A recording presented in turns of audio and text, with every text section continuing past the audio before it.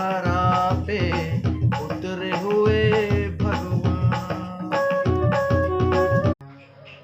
प्रभु जी,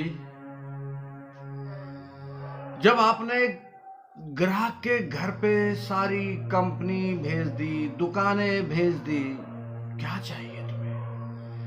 आपने कहा ग्राहक भगवान होता है। ग्राहक के घर पे सब कंपनी चली गई। बताओ क्या चाहते हो?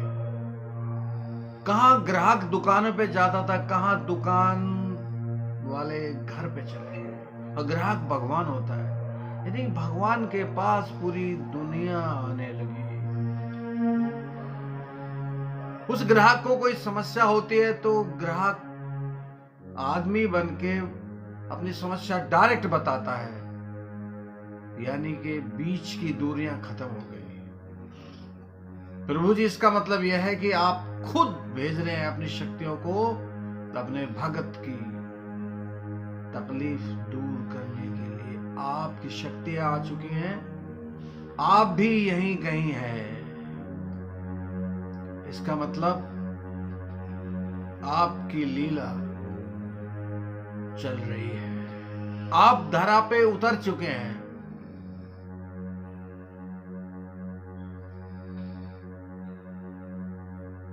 ये सब लीला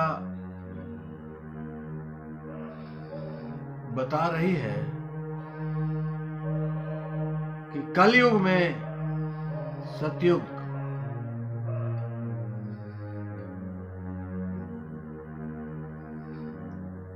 आ ही रहा है। ये लीला ही तो है कि एक ग्राहक, एक उपभोक्ता जिसे भगवान कहते हैं, उसके घर पे खुद दुकान जा रही है, सारी फैसिलिटी उसके द्वार पे है।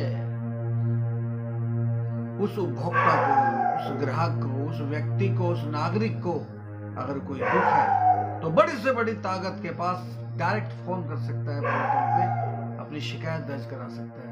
ये बीच के गैप खत्म। भगत से मिलने ईश्वर प्रभु आपने सारा तंत्र भेज दिया तकलीफ पूछने के लिए।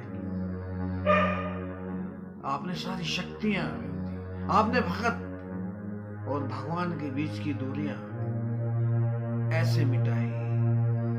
आप हमारे आसपास ही तो हो प्रभु। तो फिर मुझे क्यों ना एहसास हो कि आप धरा पे उतरे हुए हो। आप धर्म की रक्षा के लिए एक एक व्यक्ति के पास शक्ति भेज रहे हो, उसके मन की सुन रहे हो। मैं प्रकृति की भाषा नहीं समझूंगा।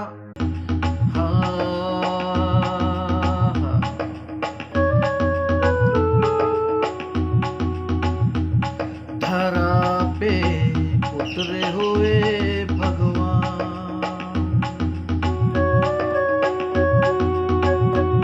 धरा पे उतरे हुए भगवान।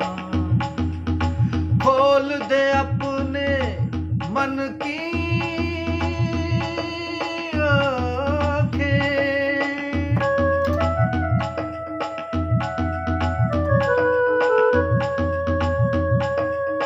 खोल दे अपने मन की आँखें, ले उनको पहचान। धरा पे उतरे हुए भगवान।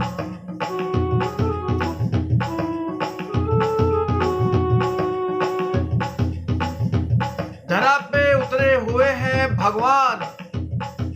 खोल दे अपनी मन की आंखें, ले उनको पहचान। प्रकृति की भाषा पढ़ना शुरू करो, समझ में आ जाएगा। उनकी कृपा, उनकी शक्तियां सब हमारे लिए, हमारे द्वारा।